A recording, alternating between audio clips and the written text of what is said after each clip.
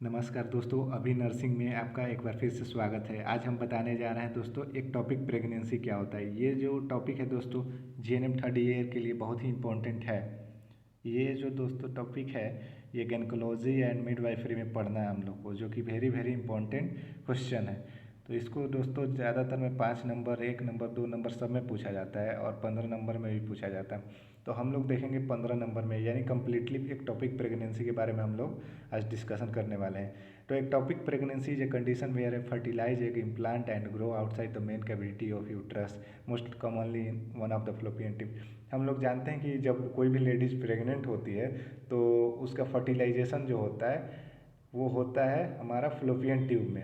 लेकिन जो उसका ग्रोथ एंड डेवलपमेंट जो होता है, जो भ्रूण का एम्ब्रायो या और फोर्टिस का डेवलपमेंट जो होता है वो यूट्रस के अंदर होता है। तो एक्टोपिक प्रेगनेंसी के कंडीशन में वो यूट्रस के अंदर उसका जो ग्रोथ जो है यूट्रस के अंदर नहीं होगा, यूट्रस के कहीं और बाहर हो जाएगा। यानी यूट्रस के अंदर उसका ग्रोथ एंड डेवलपमेंट नहीं हो रहा है, कहीं और ही ग्रोथ होने लग रहा है। मान के चले कि फर्टिलाइजेशन हुआ फ्लोपियन ट्यूब में, और फ्लोपियन ट्यूब में ही वो फर्टिलाइजेशन से एम्ब्रायो और फेटस डेवलप होने लगा, वहीं पे डेवलप होने लगा। तो वहाँ पे जब डेवलप होगा तो यह एक सीरियस कंडीशन हो जाता है, जिसको हम लोग बोलते हैं एक्टोपिक प्रेगनेंसी। यानी प्रेगनेंसी तो हुआ लेकिन गलत जगह पे हो गया, वहाँ से वो यूट्रस में नहीं आ रहा है, इम्प्लांट नहीं हो रहा है। तो हम लोग देख सकते हैं किस किस कंडीशन में हम लोग एक्टोपिक प्रेगनेंसी बोलते हैं, कहाँ हो जाता है। तो यहाँ पे अगर देखेंगे आप दोस्तों तो ये दिया है एक्टोपिक प्रेगनेंसी में, जो यूट्रस मध्य में जो दिया है यूट्रस है। तो यहाँ पे देख रहे हैं कभी इस्थेमिक ट्यूबल यानी कि एम्पूला के अंदर भी हो सकता है, ये फ्लोपियन ओवरी के पास ही ये इसका एम्ब्रायो का डेवलपमेंट हो गया, कहीं एब्डोमिनल रीजन में ही हो गया, या कहीं सिजेरियन कट वगैरह है वहीं पे जो एम्ब्रायो है ग्रो करने लगा। यूट्रस देखिए, यूट्रस जो है बीच में खाली है, यहाँ पे नहीं कर रहा है, कहीं और ही मतलब इसको छोड़ के कहीं पे भी कर लिया, या फ्लोपियन ट्यूब में कर लिया, स्टमक में कर लिया, एम्फूला में कर लिया, या फिर कहीं सर्विक्स के पास कर लिया। तो ये सब जो होता है इसी कंडीशन को हम लोग बोलते हैं एक्टोपिक प्रेगनेंसी। तो दोस्तों अब आप लोगों को समझ में आ गया होगा कि एक्टोपिक प्रेगनेंसी क्या होता है, कि यूट्रस में डेवलपमेंट नहीं हो पाता है, उसका इम्प्लांट नहीं हो पाता है फर्टिलाइजेशन होने के बाद। तो नेक्स्ट है दोस्तों, इसी में नेक्स्ट क्वेश्चन दिया हुआ है कि sign and symptom of ectopic pregnancy, यानी कि चिन्ह क्या क्या वो चिन्ह है और लक्षण है जिससे हम लोग पता लगाएंगे कि एक्टोपिक प्रेगनेंसी हुआ है किसी महिला में। तो चलिए इसको दोस्तों शुरू करते हैं। तो साइन एंड सिम्टम में आप देख सकते हैं कि इसका पहला साइन एंड सिम्टम है कि एब्डोमिनल पेन, यानी कि जो नाभि के नीचे वाला जो पार्ट है यानी पेट के आसपास ये बहुत ज़्यादा इधर दर्द करेगा, स्ट्रॉन्ग पेन होगा। जहाँ जो बेली फैट होता है वो एक साइड का बेली फैट में मोस्टली दर्द होता है, जो हम लोग पेट वाला फैट होता है ना उसी में दर्द होगा। फिर सेकंड जो है इसका साइन एंड सिम्टम है वैगिनल ब्लीडिंग, यानी कि इसमें क्या होता है, हम लोग जानते हैं कि नॉर्मल प्रेगनेंसी में क्या होता है, ब्लीडिंग नहीं होता है, लेकिन इसमें क्या हो सकता है, ब्लीडिंग होता है, इसमें वैजिनल ब्लीडिंग होने लगता है। लेकिन कैसा होगा, अनयूजुअल, मतलब ज़रूरत नहीं है उसको, ऐसे जनरली जब प्रेग्नेंट होती हैं महिलाएं तो उनमें नहीं होता है, या तो ब्लीडिंग बहुत ज़्यादा हेवियर होगा या फिर लाइटर होगा। नेक्स्ट है दोस्तों शोल्डर पेन, यानी कि जो शोल्डर है, जो कंधे हैं उसमें भी क्या होगा, दर्द होगा। और स्पेशली कब होगा, जब कोई झुकेगा व्यक्ति, जो महिलाएं झुकेंगी उस समय, तो उनके शोल्डर जो है कंधे में उनकी दर्द होने लगेगी। नेक्स्ट साइन एंड सिम्टम है डेजीनेस और फैंटिंग, यानी कि वैसी महिलाओं को क्या होगा जो एक्टोपिक प्रेगनेंसी से जूझ रही हैं, उनको डेजीनेस और फैंटिंग भी आता है, मतलब उनको चक्कर भी आ सकता है। नोजिया और वोमिटिंग तो दोनों में ही होता है, नॉर्मल में भी, इसमें भी आपको देखने को मिलेगा। उसके बाद नेक्स्ट है दोस्तों इसमें हाइपोटेंशन, यानी कि लो बीपी प्रेशर रहेगा, यानी ब्लड प्रेशर क्या रहेगा, लो रहेगा। और सातवां जो साइन एंड सिम्टम है तो प्रेशर इन द रेक्टम, जो रेक्टम है, रेक्टम बेसिकली यहाँ पे रेक्टम जो एरिया है वहाँ पे प्रेशर बना के रखेगा, ऐसा प्रेशर रेक्टम पे प्रेशर पड़ेगा। रेक्टम क्या होता है दोस्तों, तो एनस, जिससे हम लोग पोटी करते हैं एनस के, उसके ऊपर वाले एनस से ऊपर जस्ट रेक्टम होता है। रेक्टम का काम क्या होता है, जो स्टूल होता है हम लोग का, जो वेस्ट मटेरियल होता है उसको होल्ड करके रखता है, फिर एनस के माध्यम से वो बाहर निकल जाता है। यानी कि हमारे रेक्टम वाले पार्ट पे भी प्रेशर देगा, लगेगा कि जोड़ पड़ रहा है वहाँ पे। फिर मिस पीरियड भी इसमें देखा जाता है, या तो पीरियड मिस भी हो सकता है और पीरियड आ भी सकता है, इसमें दोनों कंडीशन होता है दोस्तों। या तो पीरियड आने लगा, कभी ज़्यादा मात्रा में आ गया, हेवियर आ गया, पीरियड से ज़्यादा आ गया या पीरियड से कम आ गया, तो इसमें दोनों कंडीशन होता है। अब आगे दोस्तों चलते हैं nurses role in management of ectopic pregnancy, यानी कि नर्स की भूमिका क्या क्या है इसमें एक्टोपिक प्रेगनेंसी में। तो सबसे पहले नर्स की भूमिका है रिकॉग्नाइजिंग द सिम्टम, यानी कि सिम्टम को रिकॉग्नाइज करना, यानी सिम्टम को पता लगाना कि ये चीज़ें वो प्रेग्नेंट लेडी है उसमें पाया जा रहा है कि नहीं।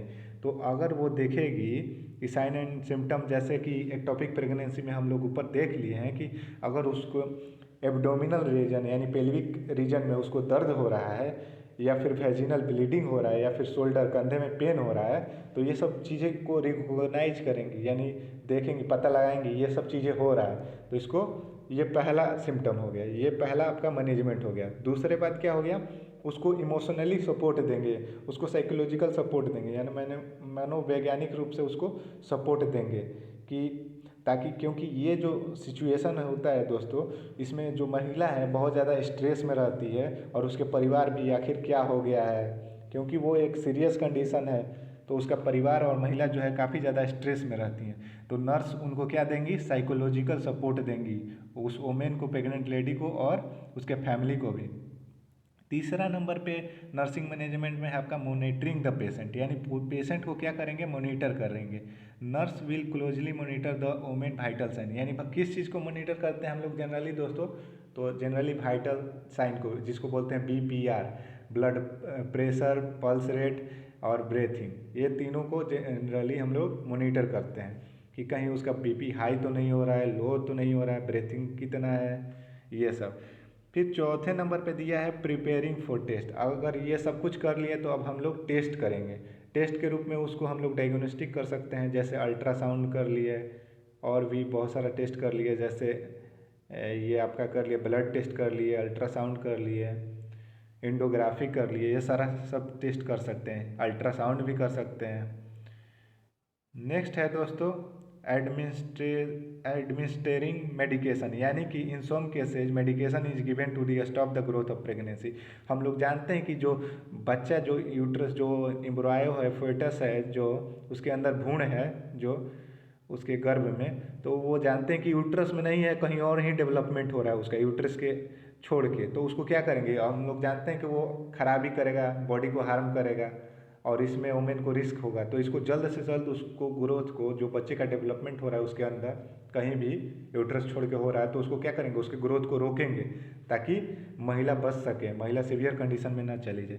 फिर उसको क्या करेंगे, प्रिपेयरिंग फॉर सर्जरी। हम लोग जानते हैं कि सही जगह बच्चा का डेवलपमेंट हो नहीं रहा है, तो उसको सर्जरी के लिए हम लोग प्रिपेयर करेंगे, किसको, प्रेग्नेंट लेडीज़ को।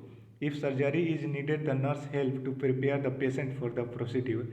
अगर सर्जरी ज़रूरत पड़ता है तो सर्जरी के लिए हम लोग उसको प्रिपेयर कर देंगे कि हाँ कोई दिक्कत नहीं है, आपको सर्जरी के माध्यम से उसको बाहर निकाल दिया जाएगा जो गलत जगह पे डेवलप हो रहा है फेटस।